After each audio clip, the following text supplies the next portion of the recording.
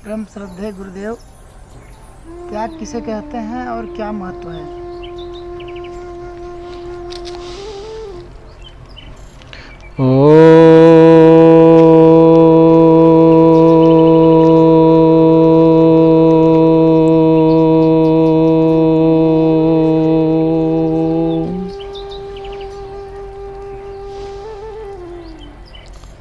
देखिए, त्याग पर ही व्यक्ति का संपूर्ण जीवन का भवन टिका हुआ है।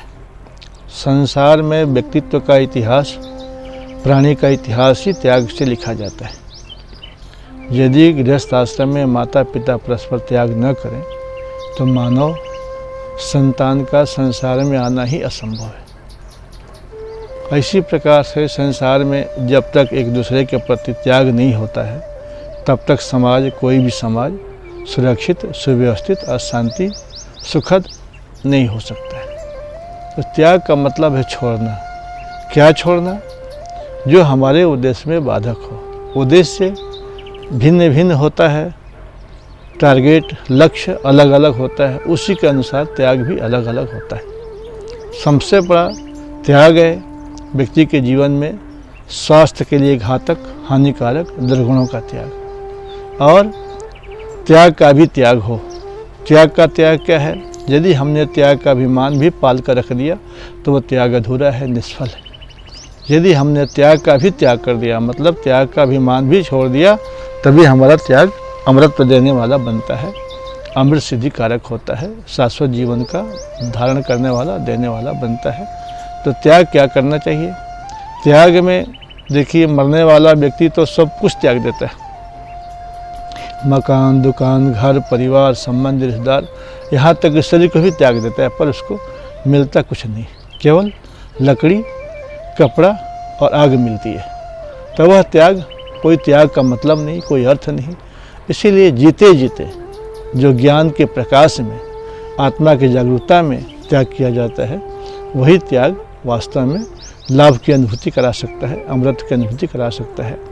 मरने के बाद त्याग का कोई मतलब नहीं, कोई अर्थ नहीं है। तो सबसे पहले हमें समाज में आपसी सामंजस्य स्थापित करने के लिए, मर्यादा को कायम रखने के लिए हमें अपने जीवन के जो दुर्गुण हैं, जो समाज में स्वार्थ और अहंकार को बढ़ावा देते हैं, जो आपसी फूट और विद्वेष को बढ़ाते हैं, जो कलह और अशांति को उत्पन्न करते हैं, ऐसे दुर्गुणों का त्याग करना चाहिए। परस्पर स्नेह, सहानुभूति, सौहार्दपूर्वक आपस में मिल बांट करके चलना चाहिए, रहना चाहिए। सलाह देना और सलाह लेना चाहिए। इसमें सबसे बड़ा जो बाधक बनता है स्वार्थ और अहंकार होता है। तो स्वार्थ और अहंकार का जब हम त्याग करते हैं, समाज में, परिवार में, व्यवस्था में कायम रखने के लिए व्यक्ति को जो है सहयोग मिलता है, समाज में समरसता की उत्पत्ति होती है।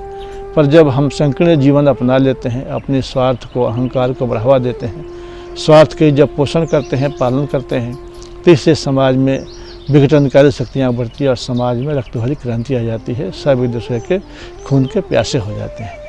ये तो रहा भौतिक संसार की त्याग। आध्यात्मिक क्षेत्र में तो कहा गया है, त्यागेन एके अमृतत्व मानसो।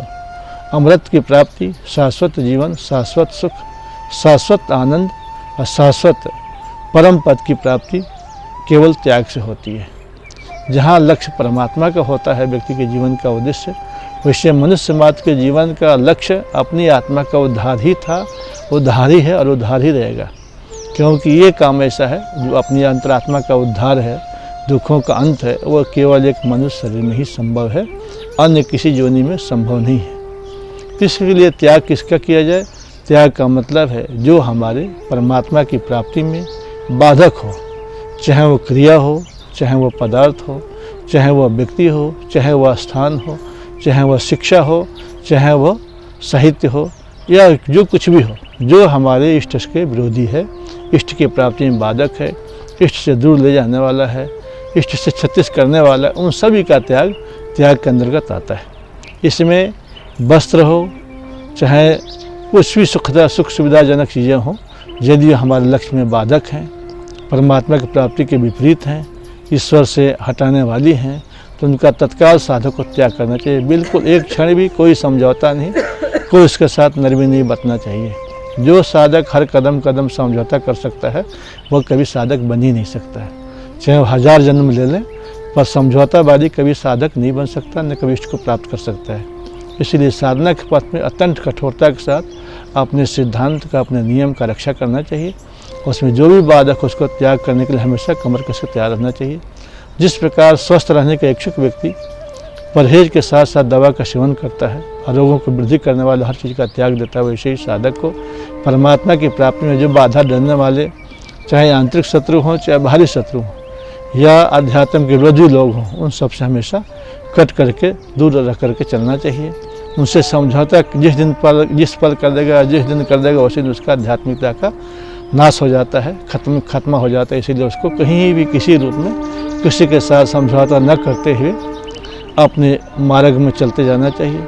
अपना संकल्प को दृढ़ रखना चाहिए, उद्देश्य को दृढ़ रखना चाहिए और अपने सिद्धांत पर कायम भी रहना चाहिए, क्योंकि ये संसार हर कदम कदम पर त्याग से भरा हुआ है। समाज में जब तक एक दूसरे के लिए एक दूसरा व्यक्ति त्याग नहीं करता, तब तक समाज का, व्यक्ति का जीवन का अस्तित्व बन नहीं सकता। छोटे बच्चे के लिए माता त्याग करती है अपनी सुख सुविधा का, तब बच्चे का जीवन शुरू होता है। पिता लोग त्याग करते हैं बच्चे के निर्माण में, तब बच्चे का निर्माण हो पाता है।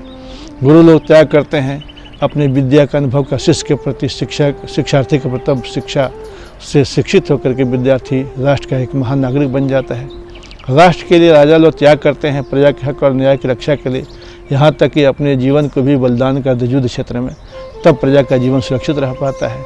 इसी प्रकार नारी जब त्याग करती है अपने मायके कुल का, पितृकुल का, तब वह माता कहलाने का अधिकार प्राप्त करती है, पत्नी बनती है। कई बार माता बनने के लिए जीवन का भी त्याग करना पड़ जाता है। तो संसार का जितना भी ढांचा है, गतिविधि है, वह सब त्याग के ऊपर ही निर्भर है। इसीलिए व्यक्ति को त्याग के लिए हमेशा तत्पर रहना चाहिए और त्याग करना ही मतलब ऊंचे पद को प्राप्ति का एकमात्र माध्यम है, साधन है। बिना त्याग का संसार में किसी ने कुछ भी नहीं पाया। जितने भी महान लोग हुए, जितने भी महापुरुष हुए, जो कुछ पाया, जिसने जो पाया वो त्याग के बल पर पाया।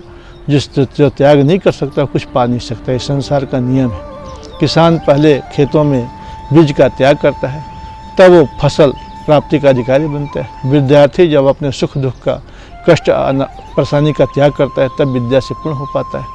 इसी प्रकार साधक जब अपने साधना के लिए, साधना में बाधक चीज़ों का त्याग करता है, यम नियम के प्रतिकूल वातावरण में रहते हुए भी यम नियम का पालन तत्परता रहते हुए जो यम नियम के प्रतिकूल चीज़ें हैं, विरोधी चीज़ें, उनसे त्याग करता है, तब वह साधना क्षेत्र में चमक उठता है, सफल हो पाता है। इसी प्रकार यजमान जब अग्निहोत्र के समय अग्नि के अंदर जब शुद्ध साकल्य का उत्तम पदार्थों का त्याग करता है, तो इससे वातावरण की शुद्धि और जल और वायु की शुद्धि को प्राप्त होता है, संसार के लिए सुखदायी बनता है। इसी प्रकार जब अनुभवी डॉक्टर औषधि का त्याग करता है रोगी के प्रति, तो रोगी को स्वास्थ्य देने में समर्थ हो जाता है। इसी प्रकार जहाँ भी विचार करके देखा जाता है, हर जगह त्याग ही त्याग नजर आता है और त्याग ही संसार में जीवन जीने का सबसे बड़ा सफलतम सूत्र है। जो भी जिस क्षेत्र में सफल होना चाहे, उन्नति के अंतिम शिखर पर जाना चाहे, वो त्याग करना सीख ले। जो त्याग नहीं कर सकता कुछ पा नहीं सकता। जिस प्रकार लोहे ने हर प्रकार का जब त्याग किया, तब उसका कीमत बढ़ गया, तब वो कुछ बन पाया। यदि जो त्याग नहीं कर पाया लोहा, वो बाहर पड़ा रहता है, जंग खाता रहता है, कोई कीमत नहीं होती है। इसी प्रकार हर धातु, सोना आदि धातु जब अग्नि में त्यागा जाता है, उसको डाला जाता है, तब वह कुंदन बन करके चमकदार बन जाता है। इसी प्रकार जब व्यक्ति के जीवन में त्याग की भट्ठी में डाल करके तपाया जाता है, तब व्यक्ति महान बन पाता है, कुछ कहलाने के लायक बन पाता है, कुछ समाज की नज़रों में मूल्यवान हो पाता है। इसीलिए त्याग का सबसे बड़ा महत्व है। जो जितना बड़ा त्याग किया उतना बड़ा महान हो पाया। जितने भी महान लोग हुए हैं त्याग के बल पर हुए हैं। इसलिए कोई भी व्यक्ति, चाहे वो कितना ही छोटा हो, कितना ही बड़ा हो, छोटा से छोटा व्यक्ति भी त्याग करके ऊंचाई पर जा सकता है। यहाँ तक कि धूल भी, मिट्टी की धूल भी त्याग के बल पर ही वायु के सहारे सर पर चढ़ जाती है। इसी प्रकार से बेल है, छोटी छोटी बेल त्याग के बल पर किसी टहनी के सहारे बड़े बड़े वृक्षों पर चढ़ जाती है और फलीभूत होती है। पर जो नीचे रह जाती है, त्याग नहीं कर पाती, वो नष्ट हो जाती है। इसी प्रकार जो व्यक्ति चाहे अमृत को प्राप्त करना, ऊंचा उठना, समाज में प्रतिष्ठा पाना, सम्मान पाना, यश पाना, प्रशंसा पाना, कीर्ति पाना, वह त्याग करना सीखे। बड़ा से बड़ा व्यक्ति हो, अमीर हो, अरबों का मालिक हो, पर उसका समाज में कीमत मूल्य तब मिलता है जब वो त्याग करने लग जाता है। जो धनी के पास 1000 रुपया है परंतु कहीं 10 पैसा त्याग नहीं सकता, धर्म के काम में उसको कोई नहीं पूछता है। एक अरबपति बगल में बैठा है, उसको कोई नहीं पूछता, पर 100 रुपये का त्याग करने वाला किसी मंच से जाकर के उसको घोषणा की जाती है कि उस व्यक्ति ने 100 रुपया इस व्यक्ति के लिए ध्यान दिया, त्याग किया, और उसका अलाउंस किया जाता है। इसी प्रकार से जो भी व्यक्ति कितना ही बड़ा हो, विद्या में, बल में, बुद्धि में, धन में, यदि वो दूसरों के लिए अपने सुख सुविधा का, सम्मान का त्याग नहीं करता तो उसका कोई कीमत नहीं होता है और धन भी नष्ट हो जाता है। धन के लिए बताया गया है, धन की 3 गति होती है, दान, भोग और नाश। दान से मतलब त्याग। यदि हम अपने धन का दूसरे के भलाई में त्याग करते हैं तो त्याग हमारे समाज के नज़र हमको महान बना देता है, चमत्कारी बना देता है, प्रशंसक बना देता है समाज के नज़रों में। इसी प्रकार यदि हम स्वयं करें या तो हम दान करना सीखें, नहीं तो नष्ट होना तो निश्चित है। उसकी गति 3 ही गति है धन की, दान, भोग और नाश। या तो हम स्वयं सेवन करें अथवा हम समाज के भलाई में त्याग करें धन का। न दोनों होगा तो उसका नष्ट अपने आप होने का स्थिति पैदा हो जाती है। इसी प्रकार हर चीज़ का हमें सदुपयोग भी करना है और त्याग भी करना है। त्याग किसके लिए करना है? दूसरे के भलाई के लिए, दूसरों के सुख के लिए, दूसरे के सम्मान के लिए, दूसरे के स्वास्थ्य के लिए, दूसरे के जीवन के लिए। जब हम त्याग करें तो त्याग का इसकी कीमत, इसके मूल्य, इसका महत्व बढ़ेगा और त्याग ही संसार में ऊंचा उठने का, सफल होने का, उन्नति के शिखर पर जाने का एकमात्र सबसे बड़ा महत्वपूर्ण सूत्र है। इसलिए हर व्यक्ति को जीवन में त्याग का पाठ पढ़ना चाहिए, हर बच्चे को त्याग का पाठ पढ़ाना चाहिए और बच्चे से ही शुरुआत करना चाहिए, बचपन से त्याग करना सिखाना चाहिए बच्चों को। कुछ भी देना हो, माता पिता बच्चों के हाथ से दिलावें तो सबसे महत्वपूर्ण बात है। कहीं भी कुछ भी योगदान देना है, कहीं शादी शुदी में जा कर के जो दिया जाता है कन्यादान के रूप में, यदि बच्चों के हाथ से दिलवाया जाए तो इससे बच्चों में त्याग का संस्कार बनेगा, परस्पर प्रेम भाव बढ़ेगा और व्यवहारिक ज्ञान भी बच्चे के अंदर आएगा। तो इस प्रकार त्याग का सबसे ऊंचा महत्व है। और त्याग के लिए कहा गया है कि आत्मार्थम पृथ्वी में त्यजेत। आत्मा की अपनी रक्षा के लिए, अपनी आत्मा का कल्याण के लिए, अपनी आत्मा का उत्थान के लिए, अपनी आत्मा को जीवंत बनाने के लिए पृथ्वी का चक्रवर्ती साम्राज्य भी हो, जो व्यक्ति पृथ्वी का सम्राट हो, समस्त पृथ्वी उसके अधीन हो, और उसको भी यदि अपनी आत्मा का उद्धार करना है, आत्मा का उन्नति करना है, आत्मा कल्याण करना है, जन्म मरण से छुटकारा पाना, तो उसका भी उसको त्याग कर देना चाहिए, क्योंकि आत्मा का उद्धार सबसे बड़ा महत्वपूर्ण काम है। इसलिए त्याग का महत्व सर्वोपरि था, सबसे ऊपर है और सर्वोपरि रहेगा। परमात्मा का महत्व क्यों सबसे ऊपर है? क्योंकि परमात्मा ने जीवों के लिए समस्त पदार्थों का त्याग कर दिया है। बनाया उसने, संचालन भी कर रहा, पर उसने कभी उनका भोग नहीं किया, किंतु जीवों के लिए समर्पित कर दिया, त्याग कर दिया जीवों के कल्याण के लिए। इसलिए परमात्मा का स्थान सर्वोपरि था, सर्वोपरि है, सर्वोपरि रहेगा, क्योंकि त्याग की पराकाष्ठा, त्याग की अंतिम सीमा है तो परमात्मा में है। उसी का नकल प्रत्येक जीव को भी करना है, प्रत्येक प्राणी को भी करना है, जिससे वह भी ऊँचा उठ जाए, उसके भी दुखों का अंत हो जाए, वो भी सदा के लिए सुखी हो जाए। इति ओम।